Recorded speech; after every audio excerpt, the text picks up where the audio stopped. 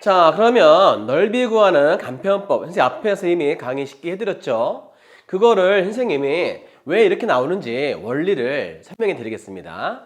우리가 어떤 함수가요, 이와 같은 시길대를 우리가 접근하게 되면 그 결과는 이렇게 나옵니다. 근데 여러분들 이거 접근하기 쉽지 않거든요. 결과만 가지고 암기하는 걸로 보여드릴게요.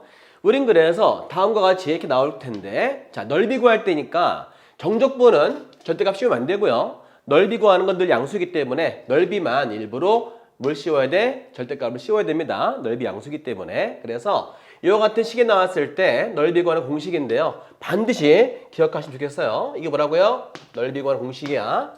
자, 그렇다면은 2차 함수일 때부터 해서 3차, 4차 다양한 함수 보여드릴 테니까 한번 같이 보시기 바랍니다. 자, 2차 함수 설명해 드릴까요? 자, 이렇게 2차 함수 있잖아요. 그러면 우리가 알고 있듯이 이런 모습이든 이런 모습이든 이런 모습이든 넓이 구하는 공식 어떻게 풀었어요? 바로 이겁니다. 그지? 그래서 이 공식이 어떻게 나왔는지 선생님이 소개해 드릴게요.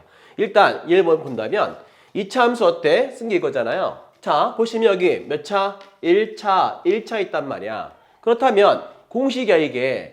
n 보이시나요? 네, n 팩토리알. 자, n 보이시나요? n 팩토리알. 이 둘을 더한 거에 대해서 1만 더하면 되고요. 그게 바로 뭐야? 차수이기 때문에 그 차수가 어디로 간다? 분모로 와서 팩토리얼 되면서요.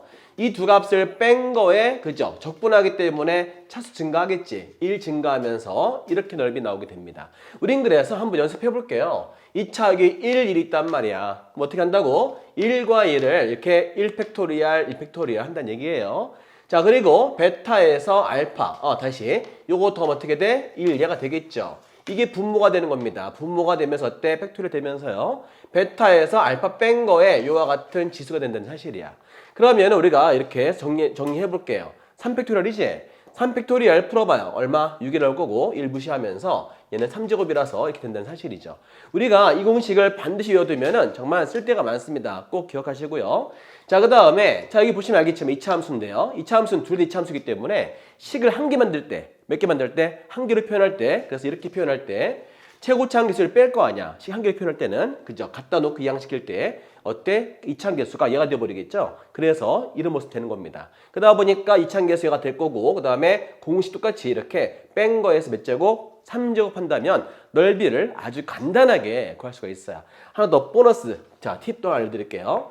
이렇게 있어서 이 바깥에서 접하는 경우도 있습니다. 그지? 이렇게 접하는 경우에 대해서 요게 이제 알파가 되고 얘가 베타가 되는데 물론 두 점 연결하게 한다면 이 넓이 구할 때는 이 파란 부분 넓이 구할 때는 이걸로 풀면 돼요. 알겠죠? 그런데 만약에 그죠? 다시 써볼게요. 자, 이렇게 써있어 2차 함수가. 근데 만약에 우리가 이쪽 부분 여기 빨간색을 빗금친 부분을 넓이를 알고 싶다면 공식 그죠? 이 넓이의 절반밖에 안 됩니다. 그래서 얘는 6이었으니까 그죠? 절반 얼마? 분모가 12가 되겠죠? 자, 12가 되면서 절대값 A가 되겠고 베타 마이너스 알파의 3제곱 바로 요 넓이가 이 넓이 이렇게 된다는 사실이에요. 여기까지 추가해서 보너스를 얻고 암기해 두시면 이 함수만큼은 이렇게 이런 경우 이런 꼴일 때만 간단하게 해결할 수 있습니다. 이어서 3차 함수 가보겠습니다. 잠시 기다리세요. 출발.